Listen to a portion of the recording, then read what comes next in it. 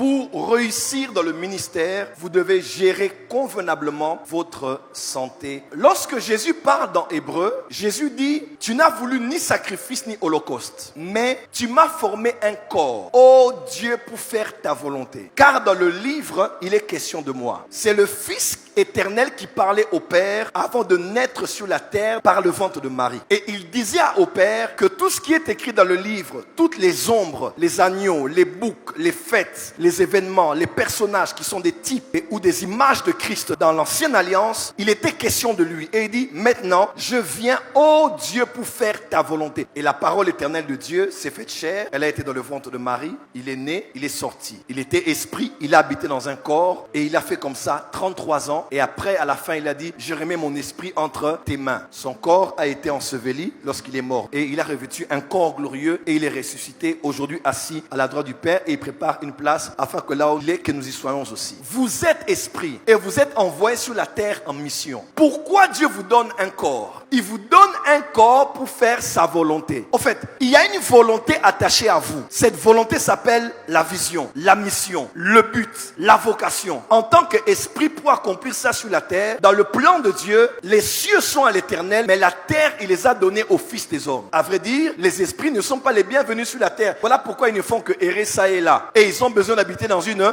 maison. Parce que le domaine de la terre est le domaine de l'homme, de Adam. C'est le domaine de ceux qui ont des corps. Voilà pourquoi tout esprit qui fonctionne sans un corps est illégal. Les esprits ont besoin d'un corps pour fonctionner. Voilà pourquoi Dieu devait être fils de l'homme pour sauver les hommes. Parce que l'invisible a besoin du visible pour toucher les visibles. En fait, le corps que tu as, ce n'est pas pour t'habiller, ce n'est pas pour manger, ce n'est pas pour dormir, ce n'est pas pour te parfumer. Le corps que tu as là, c'est l'enveloppe charnelle qu'on a donnée à ton esprit pour que tu accomplisses dans les années qu'on t'a donné la volonté de Dieu pour toi dans ta génération. Ainsi, lorsque ce corps meurt avant le temps de la fin de ta mission, tu peux échouer ta mission. Posez-vous un peu la question. Pourquoi dans la plupart des prophéties qu'on reçoit, c'est toujours l'esprit de mort? Pourquoi Dieu a donné à beaucoup de gens les dons de guérison? La guérison vient d'abord par l'imposition des mains. Marc 16. La guérison vient aussi par la prière de la foi. Jacques chapitre 5. La guérison vient aussi par le don de guérison. 1 Corinthiens 12. Pourquoi il y a autant de voies pour être guéri dans le corps? Parce que Dieu a prévu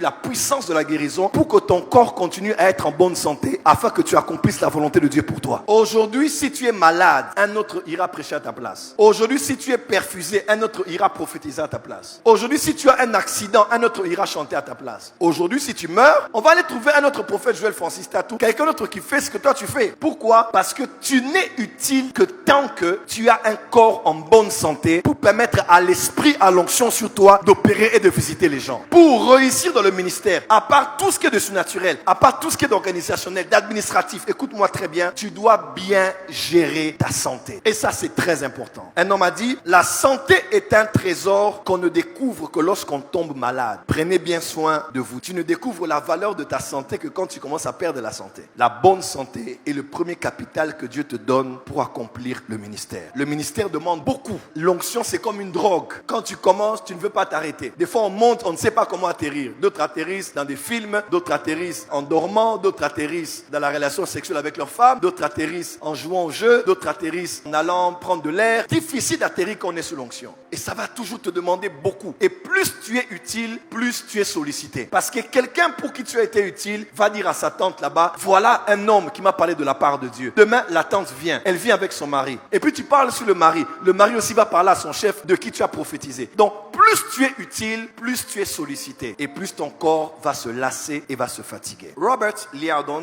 qui a écrit les livres God Generals, ou bien les généraux de Dieu, il donne les témoignages de deux hommes de Dieu principalement sur leur santé, qui ont eu des problèmes parce qu'ils avaient des problèmes de santé. Il y a Evan Roberts, il y a Jack Coe. Evan Roberts, c'est celui qui a emmené le réveil au pays de Galles. Avant le réveil d'Azusa Street, toute cette partie de l'Europe avait été touchée et il avait une révélation, très jeune qu'il était, qu'il allait toucher 100 000 âmes qui allaient être sauvées par son ministère. Il a commencé à prêcher le réveil et tomber au pays de Galles. Les prisons étaient vides, les places de marché fermées tôt parce que tout le monde allait prier. Il y avait un réveil qui avait touché cette région de l'Europe pendant plusieurs années. Il prêchait tout le temps temps, il travaillait, il prêchait jusqu'à ce qu'il est tombé en dépression et il était fatigué. Et Satan a choisi seulement le moment là. Satan l'a envoyé une femme qui s'appelait Jessie Penn Lewis. C'est une femme connue dans les milieux théologiques des années 1900. Cette femme est venue parler à Evan Roberts. Elle a dit, Evan, tu dois te reposer. Elle a pris Evan Roberts, elle l'a emmené en Angleterre. Evan Roberts a passé des années là-bas. Pendant que le réveil continuait à enflammer le pays des Galles, les miracles se faisaient. Lui, l'acteur principal, avait été amené à côté parce qu'il était fatigué. Il était tombé en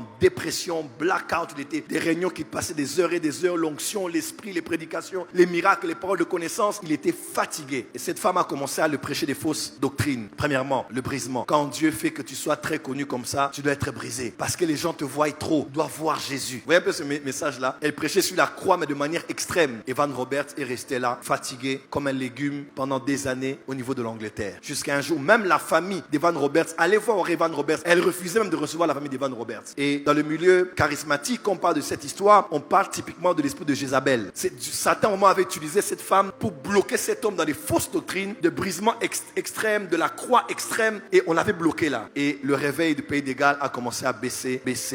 Et quand il est revenu plusieurs années après pour continuer son travail, il n'était plus la même personne. Il n'était plus attendu comme avant. Il a fait encore quelques années. Après, il est mort. Et dans l'histoire des réveils, on dit il avait connu ce problème parce qu'il avait un excès de travail sans avoir un temps de se reposer. Je prends un deuxième exemple, le prophète William Marion Branham. Qui en parle, c'est Robert Liardon dans son livre God's Generals, que vous pouvez avoir même en français, Les Généraux de Dieu. Il dit, il fut un moment où William Marion Branham, ayant tellement travaillé, lui faisait des lignes de guérison, il prie pour les gens ici, la ligne de guérison, et jusqu'au début de l'avenue, il priait pour des gens jusqu'à 2h, 3h, 4h du matin. Il priait pour des malades, les malades étaient guéris, il avait des paroles de connaissance, des prophéties. Les gens venaient en grand nombre. Et à un moment donné, il était fatigué. Il a appelé un homme qu'on appelait Gordon Lindsay. C'était lui l'organisateur de son ministère et l'enseignant de son ministère. Il était fatigué. Il a dit, bon, je suis fatigué. Gordon, tu gères tout. Moi, je ne vais pas me reposer. Et il a passé longtemps hors des réunions de prière. C'est là que Gordon Lindsay a maintenant rassemblé plusieurs évangélistes de guérison qu'on appelait Healing Evangelists. Durant ces années-là, il a pris les Alonzo Allen, les Jack Cole, les Oral Roberts. Il a pris tous ces hommes-là et ils ont commencé à faire des campagnes dans les tentes de guérison. Et les gens étaient guéris, des vies étaient touchées. Et Branham était fatigué, déprimé par la fatigue du travail. Il est allé se reposer. C'est après maintenant que Branham est revenu. Il les a encore rejoints et ils ont commencé à travailler ensemble pendant quelques années parce qu'il était fatigué. Jésus a dit, on va essayer de renvoyer les gens, n'est-ce pas? Il dit pour qu'on ait le temps de se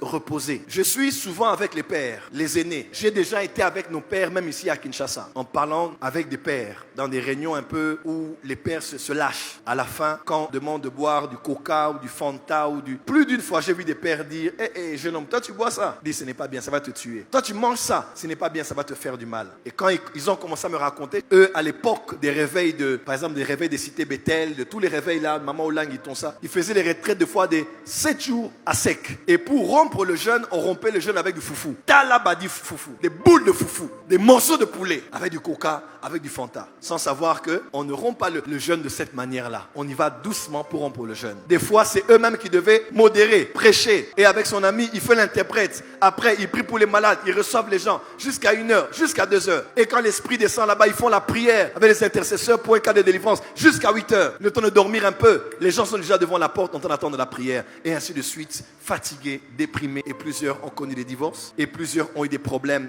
de diabète. Mauvaise gérance du sucre, n'est-ce pas? Avec tout ce qu'on boit n'importe comment. Et surtout les heures de manger. On finit le culte à 21h. On reçoit les gens. On mange à minuit. On mange à 1h. On enfile bien le pantalon. Et qu'il y a un gros ventre. On dit, alors qu'on sait qu'ils ont maladie. Dans la santé, il y a ce qu'on mange. Il y a des gens qui pensent que la malnutrition n'est pas un mot à utiliser au Soudan ou en Éthiopie ou bien parmi les pauvres. Malnutrition ne veut pas seulement dire ne pas manger. Malnutrition veut dire mal manger. Malnutrition, c'est pas la faute de l'enfant avec les miyoyo qui mange un peu de nourriture qu'on lui donne par les ONG des Nations Unies. Malnutrition, malnutrition. Une nutrition mauvaise. Matin, foufou. Midi, foufou. Foufou plus haricot, c'est la même chose. C'est la farine. Si tu presses les haricots, c'est la farine. Tu presses le foufou, c'est la farine. Donc, farine plus farine est égal à kibeka. Et nous sommes aujourd'hui au 21e siècle. Le ministère a changé. Les pasteurs ont des médecins. Un poste a tourné sur les réseaux sociaux quelques années passées et ce poste disait ceci. 97% des pasteurs ont été trahis, faussement accusés ou blessés par leurs plus proches collaborateurs. Et plusieurs en sont tombés malades. On dit 70% des pasteurs luttent contre la dépression. 7000 églises ferment chaque année. 1500 pasteurs démissionnent chaque mois. 90% 70% des pasteurs se sentent découragés. 70% des foyers des pasteurs sont au bord du divorce à cause du poids du ministère. 94% des familles des pasteurs sentent la pression du ministère. 78% des pasteurs n'ont pas de meilleurs amis. 90% des pasteurs travaillent entre 55 à 75 heures par semaine. Alors que vous passez du temps à les applaudir ou à les critiquer, vous n'avez aucune idée de ce que les hommes de Dieu vivent derrière la scène. Derrière les masques, priez maintenant pour les hommes de Dieu que vous connaissez. Priez pour vos pasteurs, ils sont aussi des êtres humains comme vous. C'est de mon frère, prophète Jean-Marie Domoro. Le travail d'homme de Dieu est un travail très difficile et il faut que les hommes de Dieu se reposent. Aidez les hommes de Dieu aussi à se reposer.